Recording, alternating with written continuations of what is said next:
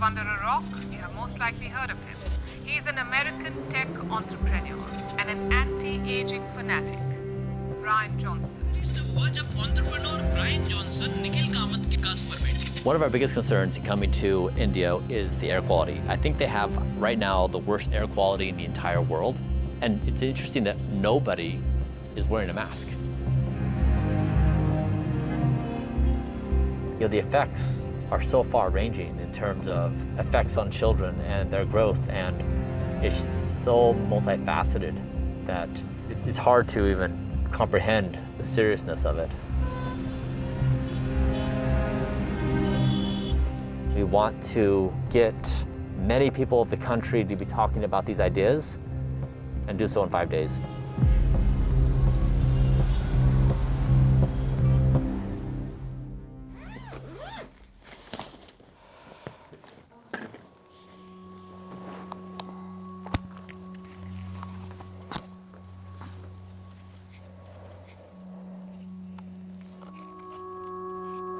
I haven't slept in a long time. Poorly rested, but also I was very concerned about the air quality here. Like, it's awful. It's like in the middle of a fire. I almost didn't come. Like, we were gonna call the trip off a week ago. I was told that this hotel had air quality, like filters in each room in the hotel. It was like definitely like it was a thing. Everyone was like, they were aware of it. And that's not the case. We're only here for a couple days, but these people here live with this every single day. Really puts it in perspective.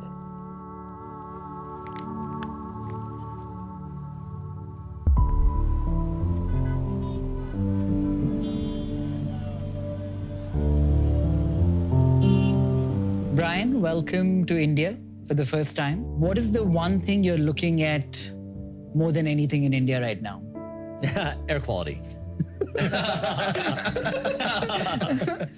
How bad is it? I can't really see you over there. So what does that mean? So what is the number right now? The PM 2.5 over 10x. What is reasonable? What is appropriate? So what is it doing to me? It can create neurological dysfunction.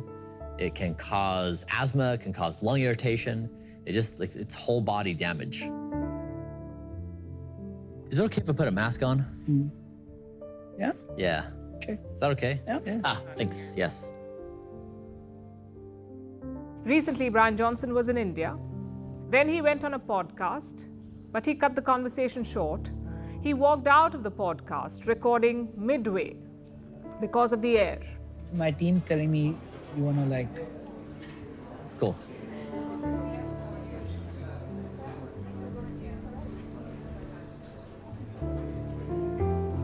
I'm so sorry. You just can't do this. Bryan had to leave. I'm actually surprised that the air quality affected him that much. Our bodies have acclimatized, our bodies have adjusted. The body has compromised to an extent where it does not feel like we are facing any issues, but in reality we are. Through the conversation, I could hear you fading and like your throat. Like my throat's sore. Yep. The pollution is just not a big deal to them. And the setting was basically outdoor. So it's like full-on pollution. We just like cut the conversation off in like the middle of the flow, but it's very stressful. You guys, there's a lot of things in the world that are trying to kill us. For example, last week I spoke we're all sore in the throat, our eyes are watering, our eyes are burning. Like you can just feel and taste the pollution. It's really intense. For context, we have this app that basically shows what the air quality is like in Mumbai. And it is just one step below being dangerously hazardous. The Don't Die clinic in California is immaculate. Water and air and food. So coming here is like the absolute opposite. And so we were trying to figure out, can we be here in India and talk about Don't Die and Blueprint and still limit the amount of damage that's done? And so we have an air quality device here. So this is really comforting to know that the conditions in this room and in all of our rooms are actually okay.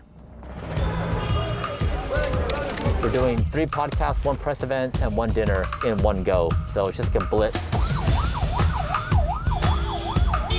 Today on our show, we have Bryan Johnson. So sorry about the air quality. You have ignited a very interesting thought in me that this is not normal. Oh yeah, my eyes burn, my throat burns, my lungs burn. It's so bad. I was wondering whether you are missing some other good things in life by concentrating so much on longevity. I think you are fighting against nature, and I don't know why.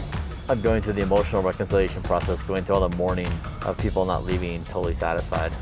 It's upsetting to me. All right, we finished 4 podcasts, 1 social media shoot, now we have a dinner.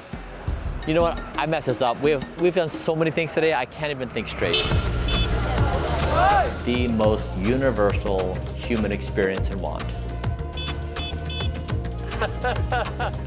is that none of us want to die right now.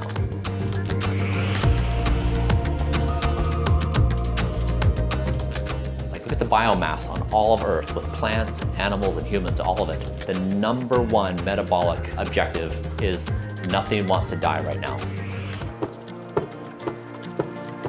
Bryan, I see you are traveling with your air monitoring device here. We carried an air filter with us everywhere we went. We would set it up in the place we were at to clean the air. Improving air quality in India is better than curing cancer.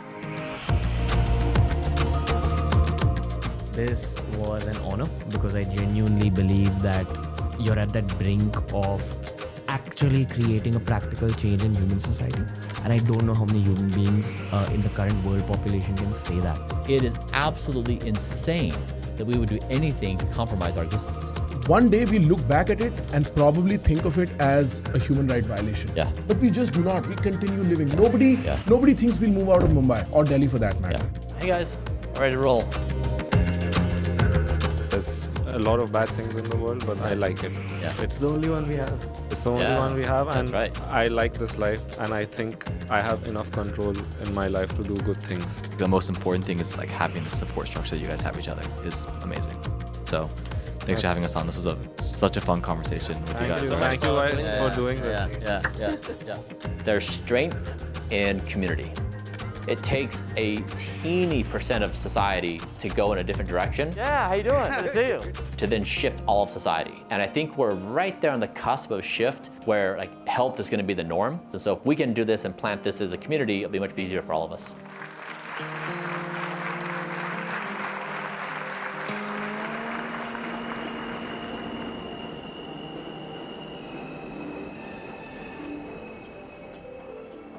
Bryan's on an adventure. He understands that people are not going to just eat up this idea of don't die very simply. He needs the haters to pass the message on. And in the same way, when you're making choices in life, you need the critics. The criticism, in a sense, is a validation of the idea that this is going to work. It's such an interesting way to look at yourself in the present. You go outside into the future and look in. What does it mean for humanity as a whole? Now that's something you have to think about. What happens if your father or your mother, or your kids, or you don't die?